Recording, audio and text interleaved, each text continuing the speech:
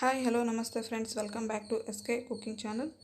ನಾನಿವತ್ತು ತೋರಿಸ್ತಾ ಇರ್ತಕ್ಕಂಥ ರೆಸಿಪಿ ನೋಡಿದರೆ ಗೊತ್ತಾಗ್ತದಲ್ವ, ಕೋಡುಬಳೆ ರೆಸಿಪಿ ತೋರಿಸ್ತಾ ಇದ್ದೀನಿ. ತುಂಬ ಕ್ರಿಸ್ಪಿಯಾಗಿ ಸಿಂಪಲ್ಲಾಗಿ ಮಾಡ್ಕೋಬೋದು. ಇನ್ನೂ ಯಾರೆಲ್ಲ ನನ್ನ ಚಾನಲ್ನ ಸಬ್ಸ್ಕ್ರೈಬ್ ಮಾಡದೆ ನೋಡ್ತಾ ಇದ್ದರೆ ಪ್ಲೀಸ್ ಸಬ್ಸ್ಕ್ರೈಬ್ ಮಾಡ್ಕೊಳ್ಳಿ. ಬನ್ನಿ ಮಾಡೋದು ಹೇಗೆ ಅಂತ ನೋಡೋಣ. ನಾನಿಲ್ಲಿ ಕಪ್ ತೋರಿಸ್ತಾ ಇದ್ದೀನಲ್ವ, ಈ ಕಪ್ಪಲ್ಲಿ 2 ಕಪ್ಪಷ್ಟು ಅಕ್ಕಿ ಹಿಟ್ಟು ತೊಗೊಂಡಿದ್ದೀನಿ. ಹಾಗೆ 1 ಕಪ್ಪಷ್ಟು ಚಿರೋಟಿ ರವೆ ತೊಗೊಂಡಿದ್ದೀನಿ. ಇವೆರಡನ್ನೂ ಚೆನ್ನಾಗಿ ಸ್ವಲ್ಪ ಬೆಚ್ಚಗಾಗೋವರೆಗೂ ಹುರ್ಕೋಬೇಕು. ನೋಡಿ, ಎಲ್ಲ ಬೆಚ್ಚಗಾಗಿದೆ. ಸ್ವಲ್ಪ ಮುಟ್ಟಿ ನೋಡಿದರೆ ಆಗಲೇ ಗೊತ್ತಾಗುತ್ತೆ ಬೆಚ್ಚಗಾಗಿದೆ ಇಲ್ವಾ ಅಂತ. ಇವಾಗ ಇದನ್ನು ಗ್ಯಾಸ್ ಆಫ್ ಮಾಡಿಕೊಂಡು ನಾವಿಲ್ಲೊಂದು ಮಿಕ್ಸಿ ಜಾರಿಗೆ ಅರ್ಧ ಕಪ್ಪಷ್ಟು ಹುರ್ಗಡ್ಲೆ, ಹಾಗೆ ಅರ್ಧ ಕಪ್ಪಷ್ಟು ಒಣಕೊಬ್ಬರಿ, 4ರಿಂದ 5 ಮೆಣಸಿನ್ಕಾಯಿ ತೊಗೊಂಡಿದ್ದೀನಿ, ಒಣಮೆಣಸಿನ್ಕಾಯಿ. ನಿಮಗೆ ಬೇಡ ಅಂದರೆ ಖಾರನ ಯೂಸ್ ಮಾಡ್ಕೋಬೋದು.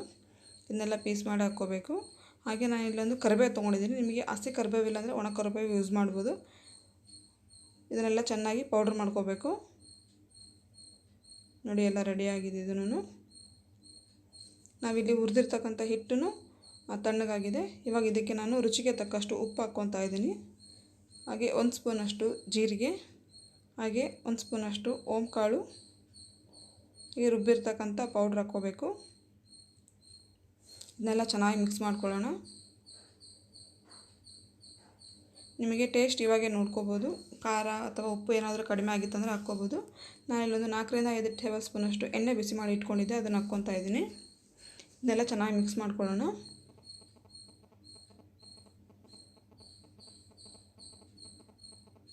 ಎಲ್ಲ ಮಿಕ್ಸ್ ಮಾಡ್ಕೊಂಡಿದೆ. ನಾವಿಲ್ಲಿ ಕೈಯಲ್ಲಿ ಮುಟ್ಟಿಗೆ ಕಟ್ಟಿದರೆ ಈ ಥರ ಆಗಬೇಕು.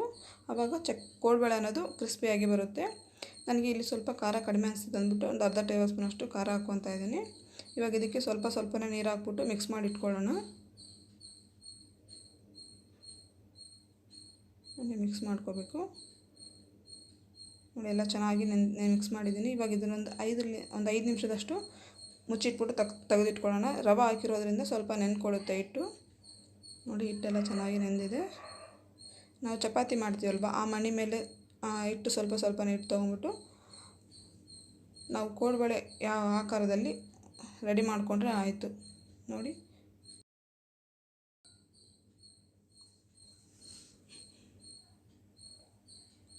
ನಿಮಗೆ ಇನ್ನೂ ತೆಳ್ಳಗೆ ಬೇಕಂದರೆ ಮಾಡ್ಕೋಬೋದು, ಇಲ್ಲ ದಪ್ಪನೇ ಸಾಕಂದರೆ ಅಷ್ಟನ್ನು ಮಾಡ್ಕೋಬೋದು.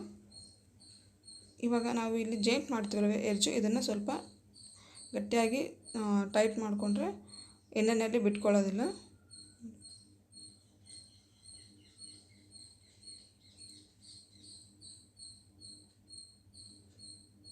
ಮಕ್ಕಳು ಸ್ಕೂಲಿಂದ ಬಂದ ತಕ್ಷಣ ಈ ಥರ ಎಲ್ಲ ಮನೆಯಲ್ಲಿ ಮಾಡಿಟ್ರೆ ಅವರೂ ಇಷ್ಟಪಟ್ಟು ತಿಂತಾರಲ್ವ. ಅಂಗಡಿಯಲ್ಲಿ ತಂದು ಕೊಡೋ ಬದಲು ನಾವು ಮನೆಯಲ್ಲಿ ಮಾಡಿದರೆ ನಮಗೂ ಮನೆಯಲ್ಲೇ ಮಾಡಿಕೊಟ್ಟಿದ್ದೀವಿ ಅನ್ನೋದಷ್ಟು ಖುಷಿ ಇರುತ್ತೆ. ನೋಡಿ, ನಾನೆಲ್ಲ ಕೋಡುಬಳೆನೂ ರೆಡಿ ಮಾಡಿ ಇಟ್ಕೊಂಡಿದ್ದೀನಿ. ಹಾಗೆ ನಾನು ಇಲ್ಲಿ ಎಣ್ಣೆನೂ ಬಿಸಿಯಾಗಿದೆ. ಇದಕ್ಕೆ ಒಂದೊಂದೇ ಕೋಡುಬಳೆ ಹಾಕ್ಬಿಟ್ಟು ಫ್ರೈ ಮಾಡ್ಕೊಳ್ಳೋಣ. ಎಣ್ಣೆ ಕಾದ್ಮೇಲೆ ಫುಲ್ ಲೋ ಫ್ಲೇಮಲ್ಲಿ ಇಟ್ಬಿಟ್ಟು ಕೋಡುಬಳೆನ ಕರ್ಕೋಬೇಕು.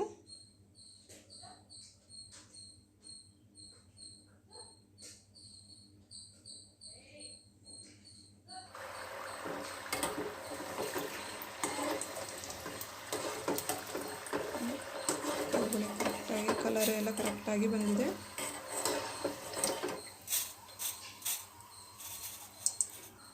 ಹಾಗೆ 2ನೇ ಸರನೂ ಹಾಕಿದ್ದೆ, ಅದನ್ನು ತಕ್ಕೊತಾ ಇದ್ದೀನಿ.